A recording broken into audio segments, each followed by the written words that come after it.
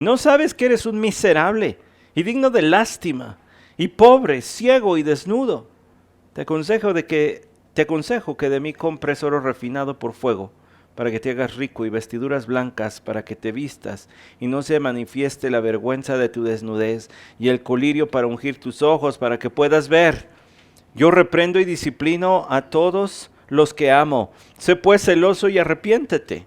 He aquí yo estoy a la puerta y llamo. Si alguno oye mi voz y abre la puerta, entraré a él y cenaré con él y él conmigo.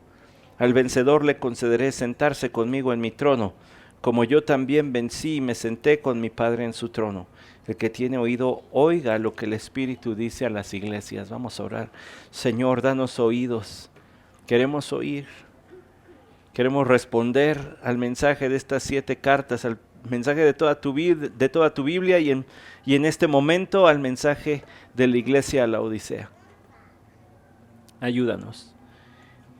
Que tu Santo Espíritu, por favor, Señor, nos dirija a toda verdad. Que use tu santa palabra para producir gente santa. Amén.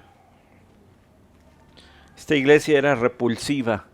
Así como el Señor le dijo a la iglesia de Filadelfia que Él era verdadero, a esta iglesia les dice que les habla el amén, el testigo fiel y verdadero.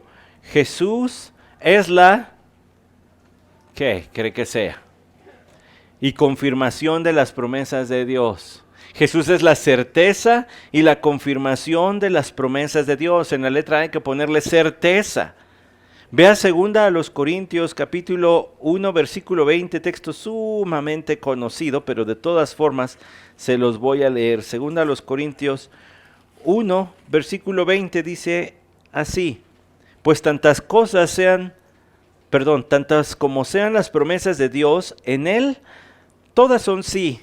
Por eso también por medio de Él, amén, para la gloria de Dios por medio de nosotros. Jesús es el amén, porque Él es el cumplimiento, es la certeza y cumplimiento de todas las promesas de Dios. Jesús es el testigo fiel y verdadero, porque Jesús siempre dice la verdad. Su diagnóstico de la iglesia es confiable y además completamente certero. Yo llevaba mi carrito, ¿verdad?, con un mecánico que él le gustaba empezar por lo más leve. Le gusta, no ha fallecido, hay esperanza de seguirle predicando el evangelio, pero uno lleva el carro con él y dice, es una manguerita, y cambia la manguerita, pero el ruido sigue y regresa, oye, no era la manguerita, no me digas, bueno, a ver, déjame checar, no, era esta bandita, no te preocupes, ahorita se la cambio, y regresa no era la manguera ni la bandita, ¿qué es esto que traigo?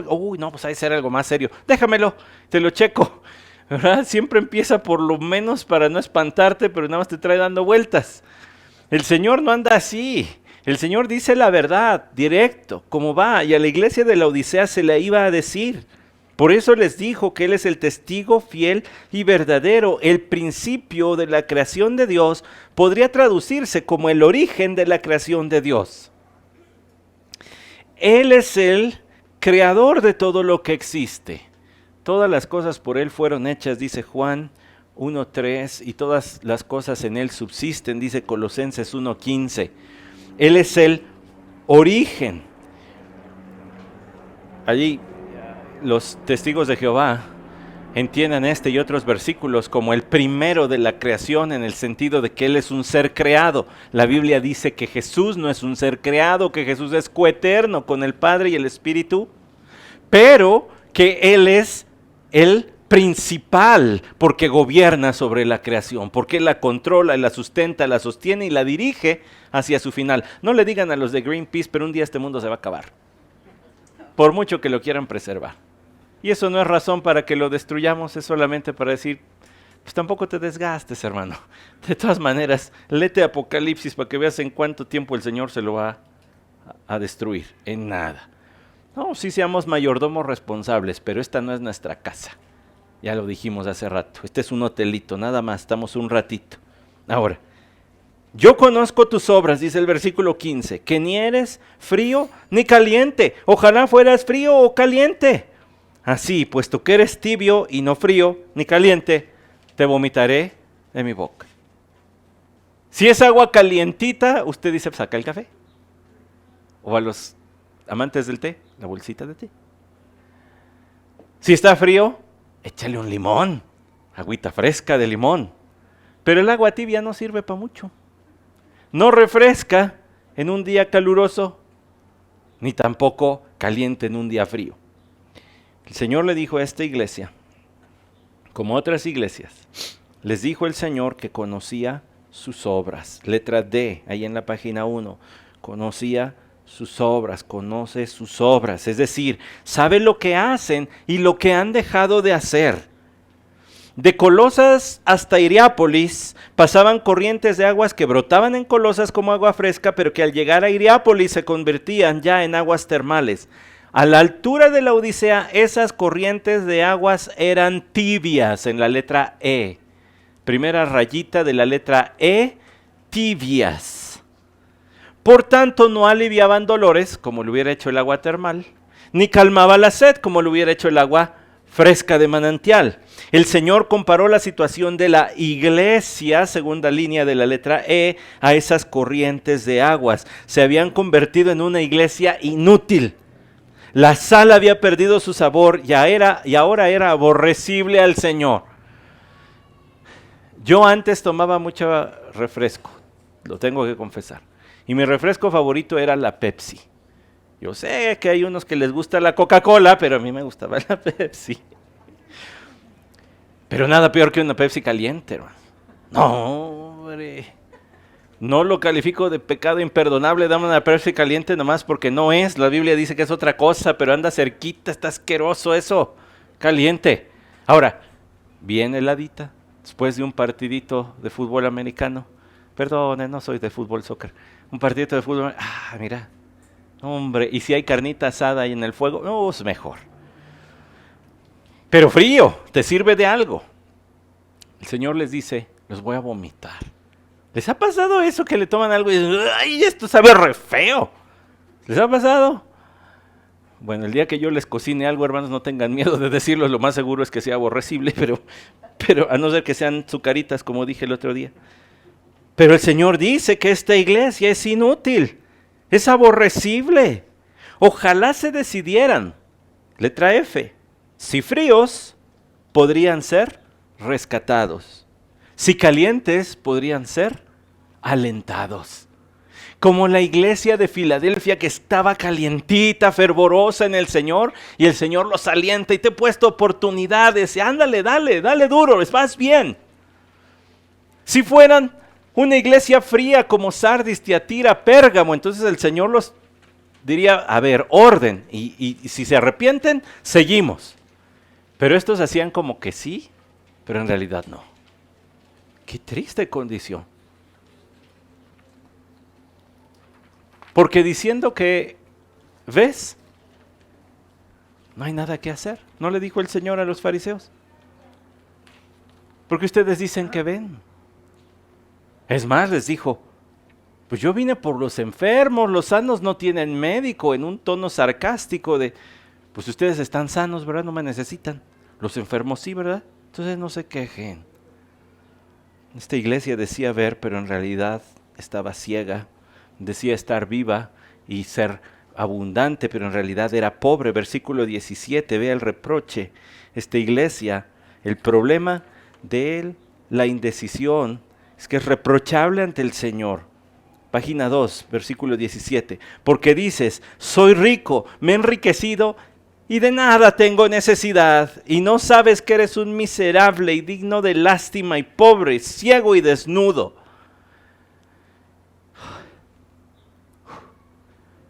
Se ha de haber sacado el aire de los pulmones. Otra vez. Nos llegó el libro de Juan. Bravo, y viene del Señor, carta a la Odisea. Allá está el hermano que se estaba durmiendo. Ay, la Odisea, eso es para nosotros, que se estaba durmiendo.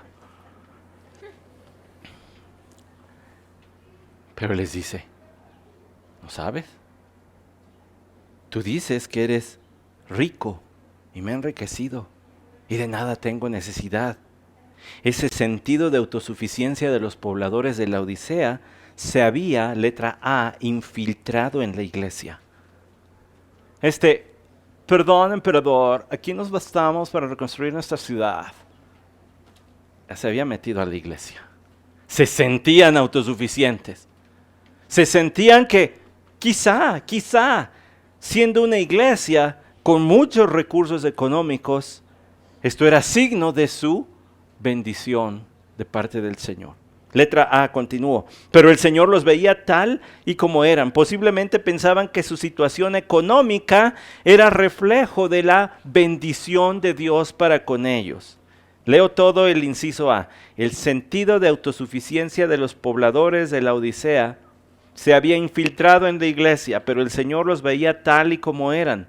Posiblemente pensaban que su situación económica era reflejo de la bendición de Dios para con ellos. Ustedes piensan que son ricos porque tienen dinero, pero son unos pobres. Antes les dijo miserables. Están en la calle de la amargura ustedes. No tienen ni idea de lo que yo veo. Si tan solo se pararan ante el espejo de la palabra de Dios, pero ya no se dan cuenta. Pobre, ciego y desnudo. Todo aquello que les daba orgullo, en realidad los empobrecía, cegaba y humillaba ante el Señor. ¡Qué irónico! Que una ciudad acaudalada, fuerte económicamente, el Señor les diga, pero ustedes como cristianos en realidad son pobres. Una ciudad que se destacaba por la industria oftalmológica, con la producción de colirio, en realidad les dice, ustedes están ciegos, no ven. Y perdone lo tajante y a lo mejor la breve inferencia que me voy a aventar, pero en el Nuevo Testamento el ciego es el que ni siquiera conoce el Evangelio de Cristo, el que tiene sus ojos cerrados por el pecado todavía. No les está diciendo que no sean creyentes, porque ya reconoció que son una iglesia. Escribe al ángel de la iglesia. Pero ahora su manera de vivir parece más la de los no creyentes que la de los creyentes. De tal manera que el Señor les dice, ustedes son pobres, ciegos. Y qué irónico, que en una ciudad destacada por la industria textil, les digo, y están desnudos. Mire, en nuestros días, lamentablemente, la desnudez es cada vez más aceptada entre la sociedad. Por eso la falta de decoro y de modestia en la vestimenta de muchas personas, tanto hombres como mujeres, hombres y mujeres por igual. Pero la desnudez no es algo que debiese andarse exhibiendo, el cuerpo no es algo que debiese andarse mostrando. Está reservado para el escenario matrimonial, nada más. El estar desnudo era un acto de humillación. Era una vergüenza. Nota el calce por si quiere escribir allí. Nuestro Señor Jesucristo fue despojado de sus ropas en su sacrificio por nosotros. Era un acto de humillación profunda.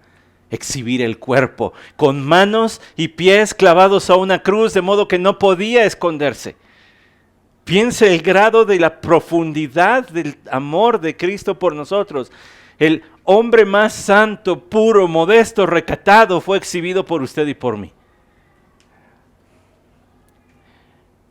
A esta iglesia, ese Señor les dice, tú estás desnudo. Aprovechando la industria textil para ser irónico y decirles, ustedes piensan. Y quién sabe, a lo mejor sería pasarela de modas, ¿verdad? La entrada allí a la reunión de la iglesia. Sabiendo industria textil. Igual le llegaban con sus vestiditos y sus túnicas bien, y a lo mejor.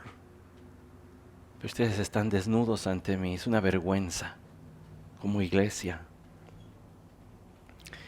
El pecado de pensarte autosuficiente te hace necio delante de Dios. Vean lo que dice Lucas 12, 19 al 20. Y diría mi alma, alma, tienes muchos bienes depositados para muchos años, descansa, come, bebe, diviértete.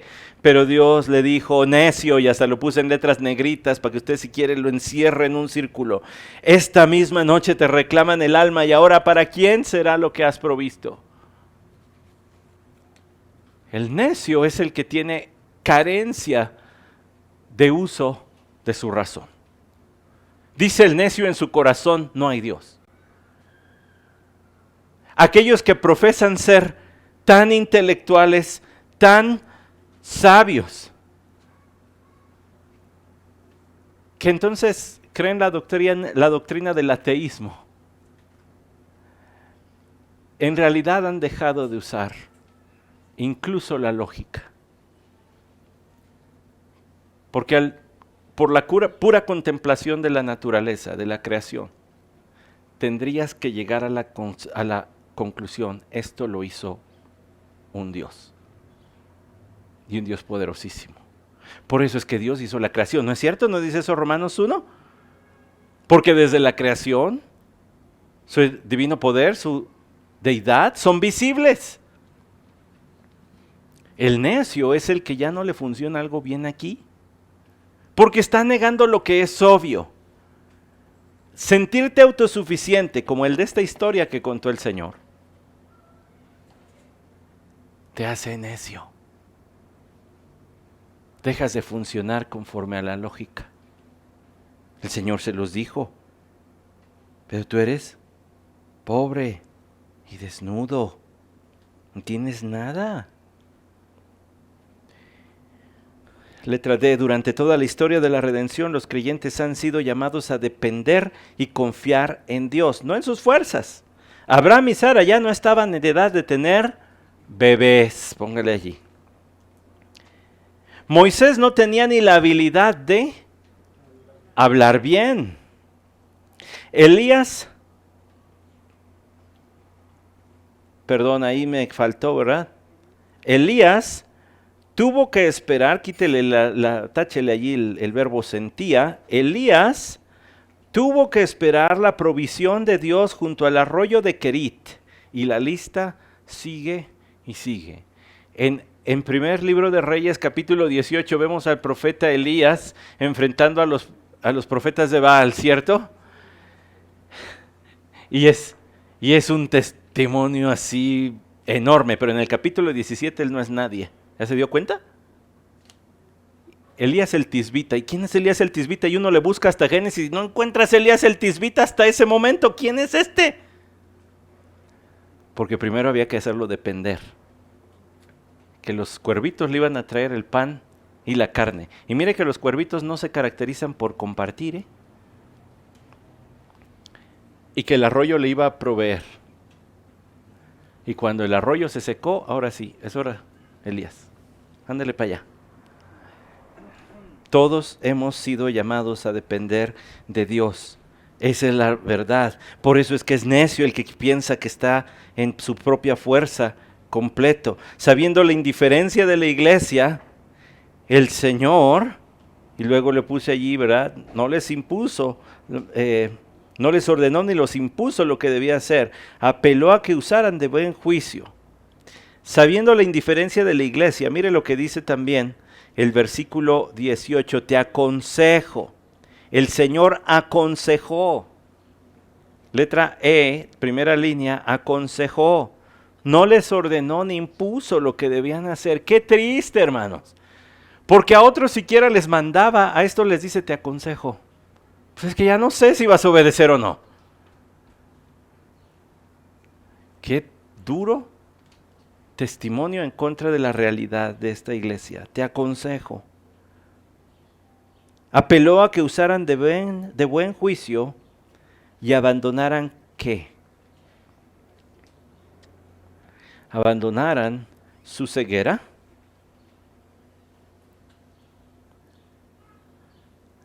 Abandonaran también su tibieza y su vergüenza espiritual. Su ceguera, su tibieza y su vergüenza espiritual. Ya déjalo. Lo que esta iglesia debía hacer era invertir en las cosas eternas, letra F. Invertir en las cosas eternas. No sé si ha tomado el tiempo, ojalá que sí, se dé el tiempecito de estudiar Isaías capítulo 55. Fíjese, le voy a leer Isaías 55. Me gustaría leerlo todo y explicarlo todo, pero solamente unos versículos. Todos los sedientos, venid a las aguas, y los que no tenéis dinero, venid, comprad y comed. Venid, comprad vino y leche, sin dinero y sin costo alguno. ¿Por qué gastáis dinero en lo que no es pan, y vuestro salario en lo que no sacia? Escuchadme atentamente y comed lo que es bueno, y se deleitará vuestra alma en la abundancia. Inclinad vuestro oído y venid a mí, escuchad y vivirá vuestra alma, y haré con vosotros un pacto eterno conforme a las fieles misericordias mostradas a David. Comprar, ¿qué tenían que hacer? Cosas eternas. Compren vino, compren leche, sin dinero y sin costo alguno. El Señor le llamó al pueblo de Israel. Este es un llamado a volver a Él. Este es un llamado a volver. A esta iglesia les está diciendo palabras similares. Ellos tendrían, dice el versículo 18, te aconsejo que de mí compres oro refinado por fuego para que te hagas rico. ¿Ya se fijó? ¿Quién sabe cuánto reunía esa iglesia? Pero seguramente no era poco, y les dice el Señor, sí, pero eso no es lo eterno. Ustedes tienen que invertir en lo eterno. No lo han hecho ya. El Nuevo Testamento habla de la vida santa del creyente como una vestidura. ¿Recuerda?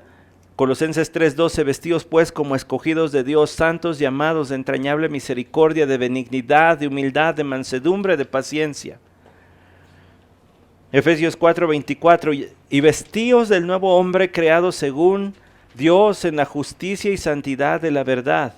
Romanos 13:14, sino vestíos del Señor Jesucristo y no proveáis para los deseos de la carne. Entonces, la vida de los creyentes cuando es falta de santidad es una vergüenza para ellos, para sus familias y para su iglesia. Esta iglesia tenía que comprar vestiduras santas. Su vida tendría que reflejar lo que creían, porque en realidad ya eran una vergüenza. Por eso su desnudez. Y hermano, ese es el peligro. Cuando tú y yo no vivimos como la palabra del Señor lo ordena, lo que va a ocurrir es que vamos a traer vergüenza a nuestra vida, vergüenza a nuestra familia, vergüenza a la iglesia. Mira, y se decía creyente. Por unos años anduvo allí y ahora ve, salió peor. A esta iglesia el Señor le dijo, ya déjense de jueguitos. Tienen que invertir en las cosas eternas porque lo único que tienen es dinero. Lo único que tienen es fama. Pues no tienen nada más. Por supuesto que el peligro de la indecisión es, además, reprensible para el Señor. En la siguiente página, yo reprendo y disciplino a todos los que amo. Sé pues celoso y arrepiéntete. He aquí yo estoy a la puerta y llamo, si alguno oye mi voz y abre la puerta, entraré a él y cenaré con él y él conmigo, dice Apocalipsis 3 del 19 al 20. Aún la reprensión del Señor es una muestra de su amor. Yo reprendo a todos los que amo. Claro que aquí ya no es como en Filadelfia, ¿verdad? En Filadelfia han de haber sentido bonito, yo los amo, pero estos han de haber sentido peor. Pues mira, ahí todavía nos ama y eso que estamos bien chuecotes. El Señor les llamó a ser celosos. Ahí hay que escribir en la letra B. El Señor les llamó a ser celosos. El tiempo verbal es presente, que en el idioma griego significa una acción, segunda raya del B, continua. Debían ser fervorosos todo el tiempo. Eso de ser celoso es este fervor, esta pasión que hay por el Señor. Deseo de más y más de Él.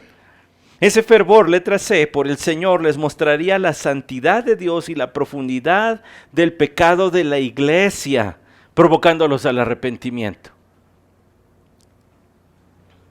Ver más de cerca a Cristo te lleva a amarle más y a aborrecer más el pecado. La vida cristiana se caracteriza en su madurez por sentir más dolor por el pecado, no menos que cuando recién conociste a Cristo. Y no es que cuando conociste a Cristo haya sido poco. Es que entre más le conoces, más te sigue pesando el pecado. A mayor madurez cristiana, más dolor por el pecado, no menos. No vas menospreciando a los hermanos jóvenes en la fe diciendo, ay, bueno, pues ellos porque están jovencitos. Algún día escuché a un hermano veterano de varias décadas en la vida cristiana, burlándose de algunos jóvenes que yo pastoreaba diciendo, déjenlos, están en su primer amor. Pues según lo que yo leo, todos deberíamos estar en el primer amor, hermano, fue el reclamo a Éfeso. Todo creyente debe tener ese fervor, por eso el Señor se los estaba demandando. Es decir, que los verbos para este fervor y arrepentimiento son ambos órdenes. Por tanto, no son sentimientos sobre los cuales no tenemos control, sino decisiones y actitudes que asumimos para vivir agradando a Dios. Sé celoso y arrepiéntete son dos verbos que están en tiempo presente. Siempre está siendo celoso, siempre está arrepintiéndote. No menos, sino más. ¿Por qué? Porque no son sentimientos, hermano. Los sentimientos no tenemos a veces control y de repente explotamos, ya sea en alegría o en enojo o en tristeza. Y luego ya los traemos cautivo, ¿verdad? A la palabra del Señor. Pero puede haber esta explosión. Sin embargo, ¿han notado que el amor no es un sentimiento en la Biblia, sino que es una decisión? Por eso es que se ordena, amad a vuestros enemigos. Pues ¿cómo vas a sentir amor por quien te maltrata? No es que lo vayas a sentir, a ver en qué momento me brota. No, es que decidas amar. Así estos no son sentimientos, no es el sentimiento de arrepentimiento, es la decisión de obedecer al Señor, de dejar el pecado, de abandonarlo. El celo por Él no es un sentimiento, no somos emocionales, pero sí tenemos fervor y pasión por el Señor porque conocemos más y más por cómo Él se ha revelado, y quien conoce al Señor es imposible que no le ame. Es imposible amar a Dios sin conocerle, y es imposible conocer a Dios sin amarle. Esta iglesia estaba llamada a las dos como todos los creyentes. Letra D, una de las tragedias de la vida hipócrita que claudica entre dos pensamientos, como dice Josué 24, 14 al 15, que quiere vivir entre dos señores, como dice Mateo 6, 24, es que termina experimentando la ira de Dios. Josué le dijo al pueblo de Israel cuando se estaba ya prácticamente despidiendo, y si mal les parece servir al Señor, escogeos hoy a quién sirváis, o al Señor o a los dioses de Egipto, pero yo y mi casa vamos a servir al Señor. Ya dejen de estar claudicando. Si estudia usted ese texto se va a dar cuenta que había familias que todavía tenían dioses egipcios ahí guardaditos.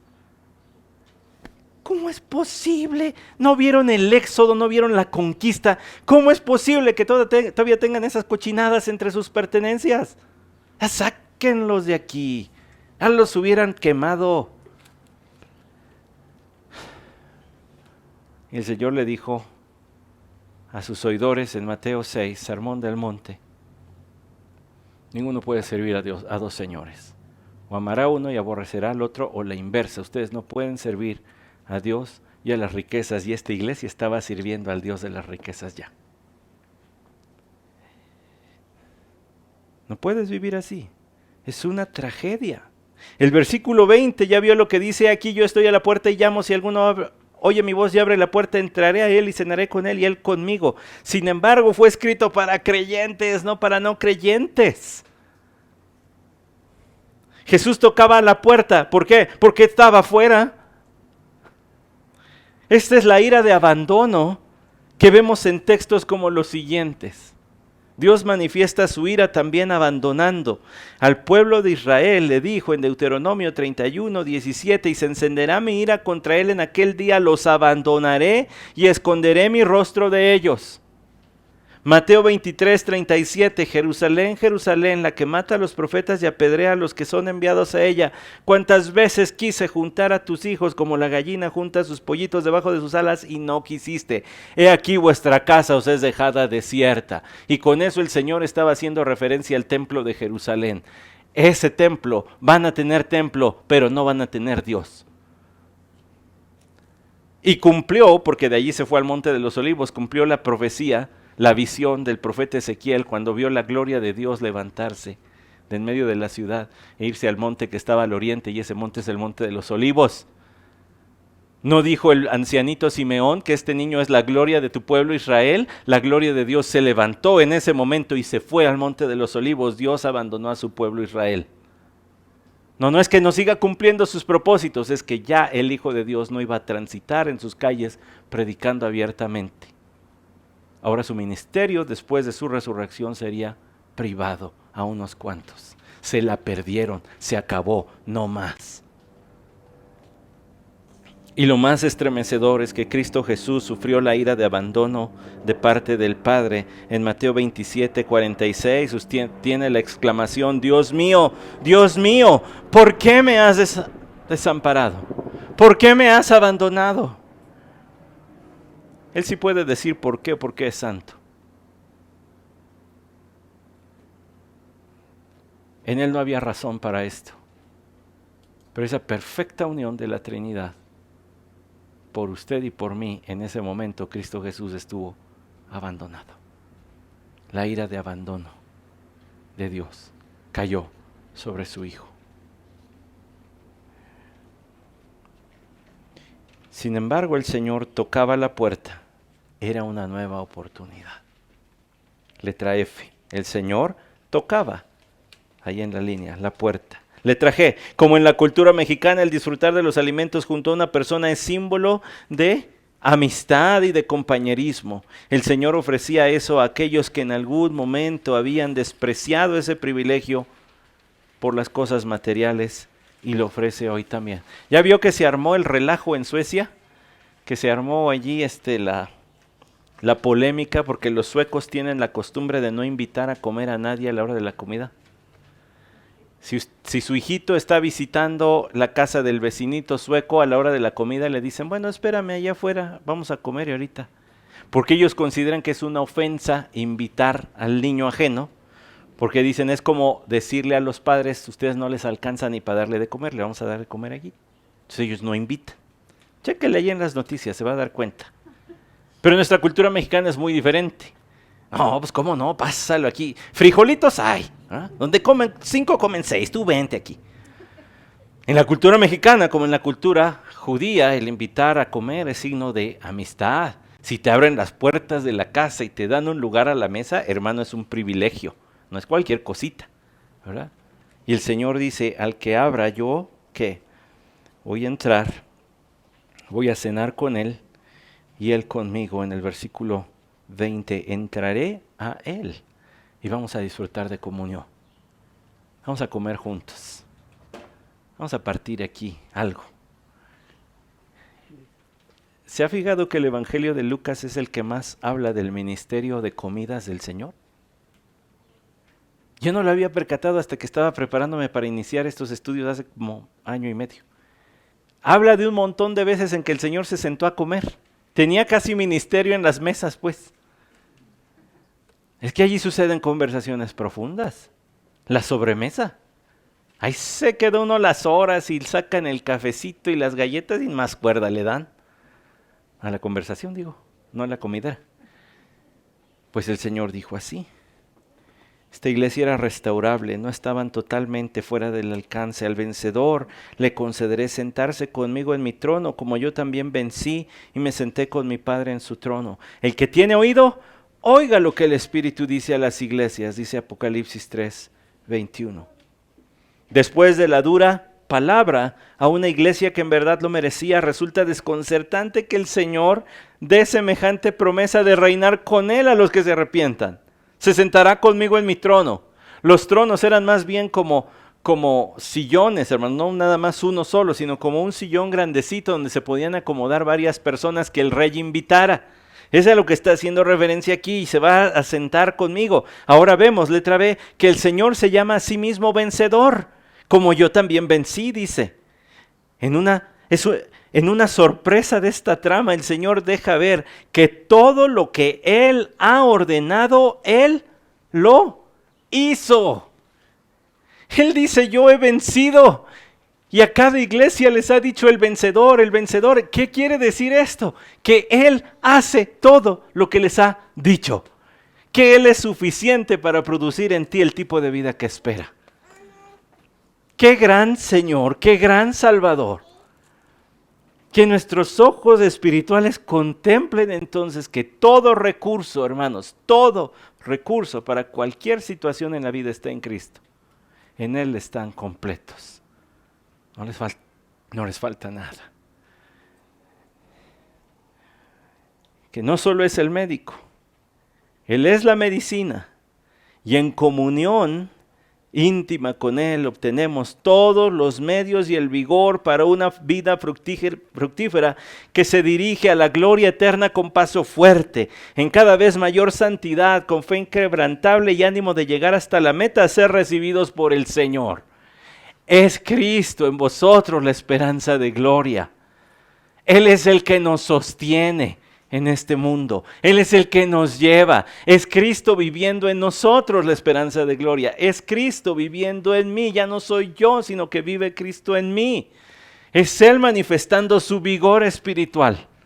Todas estas recetitas para el avivamiento, todas estas recetitas para una vida espiritual vigorosa, no son más que eso, recetitas. Lo que la gente necesita sin Cristo es a Cristo, y lo que los creyentes que ya tienen a Cristo necesitan es más de Él.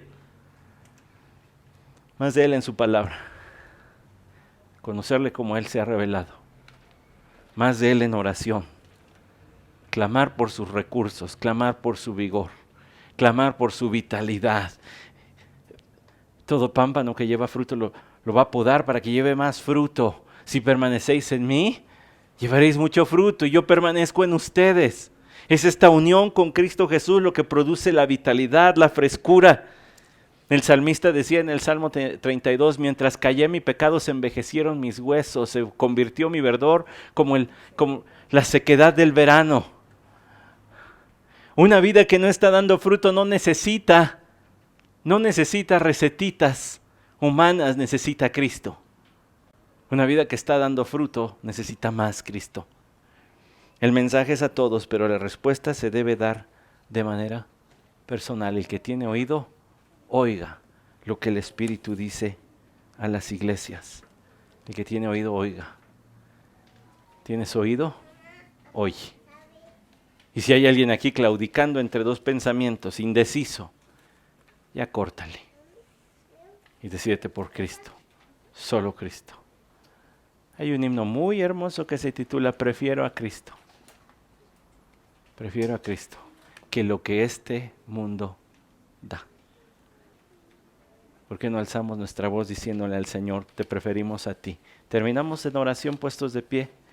Qué gran Cristo hemos visto por 6, 7 semanas, ya no sé ni cuántas, 6, 7 sesiones. Qué gran Cristo hemos visto. Ese es el Cristo de la iglesia. Ese es el Cristo de la iglesia. Señor, te damos gracias por ser tan grande. Mucho más grande de lo que nosotros podremos algún día comprender. Mucho más grande de lo que nuestras necesidades requieren. Por eso es que eres nuestro bendito y suficiente Salvador. Llénanos más de ti, más de tu presencia en nuestras vidas, más de tu presencia en nuestras conversaciones, más de tu presencia en nuestro pensamiento, en nuestras acciones, más de tu presencia entre nosotros y también cuando nos dispersamos, que allí sea palpable que somos discípulos tuyos.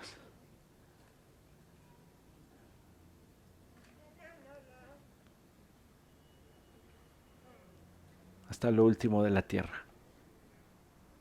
Hasta lo último de la tierra, Señor. Amén.